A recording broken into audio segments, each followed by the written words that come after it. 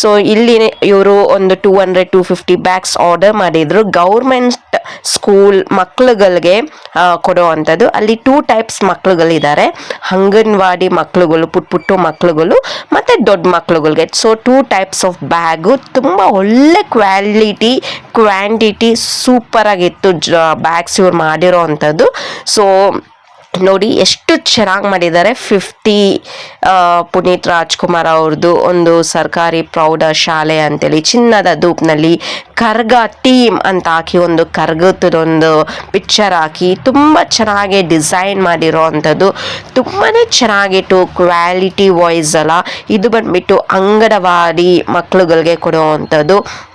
ನಾನು actually tour ಹೋಗಿ ಬಂದಿರೋದ್ರಿಂದ ನನಗೆ ವಾಯ್ಸ್ ಸ್ವಲ್ಪ ಇದಾಗಿದೆ, ಕೋಲ್ಡ್ ಆಗಿದೆ.